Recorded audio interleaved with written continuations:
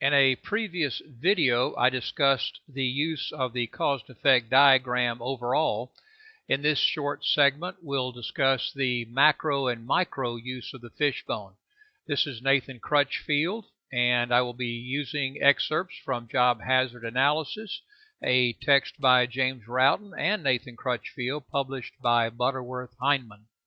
When breaking a job down into its individual components, we want you to think about the job as a whole, not just the sequence of steps.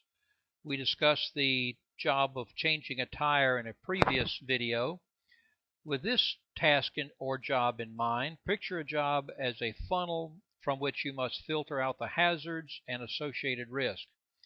Many of the elements may be listed in a job description intended to instruct the employee on how to perform the job.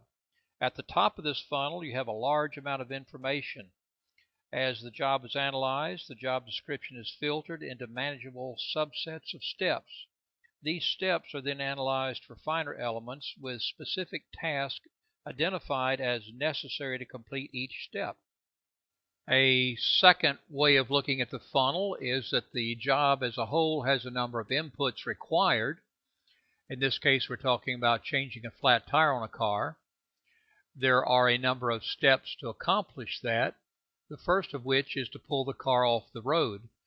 And under pulling the car off the road, there would be task-specific items required, such as parking clear of traffic, parking on level ground, setting the parking brake, etc. As a reference point in Chapter 9 of the text, Figure 9-2 provides a basic illustration of the overview of the process, beginning with starting the process, reviewing the SOPs, and working through the breaking down of the job in steps and tasks. In the previous job hazard analysis video on the use of the cause and effect diagram, we showed how you would break out 5 ribs to identify the basic areas and information needed for changing a tire. There would be the basic steps, the tools, materials, and equipment, the environment in which you may be doing the changing of a tire, any rules, procedures, and protocols that are involved, and the people that might be involved or exposed to the changing of the tire. By using the cause and effect diagram at a macro level and the use of the 5 ribs as we've outlined here, you can step back away from the job of changing a tire and begin to see the interrelationships between the steps required, the tools, materials, and equipment required so that you can identify that everything's there, the environment, the procedures, rules, and protocols, and people. How do these all interact, and do they all work together effectively?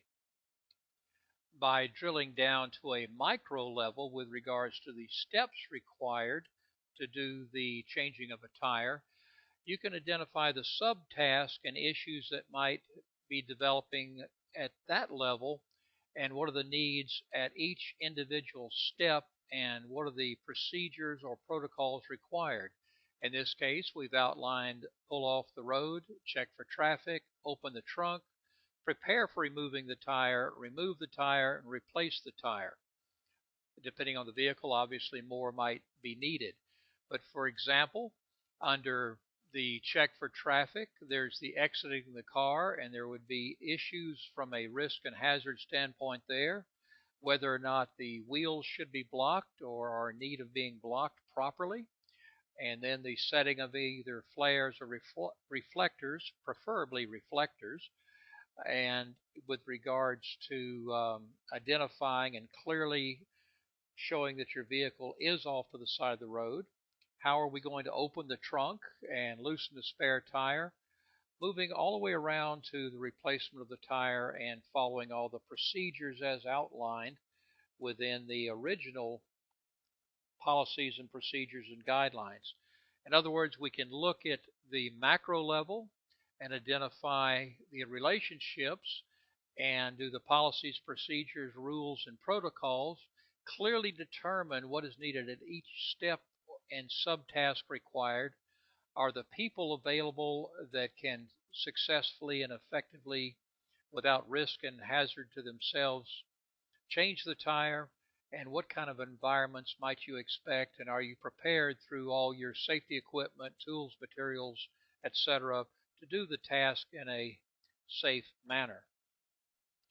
The use of the cause and effect diagram can bring many details together in a graphic manner that can give depth to your analysis of each job, the steps and tasks required to accomplish that particular job. This is Nathan Crutchfield.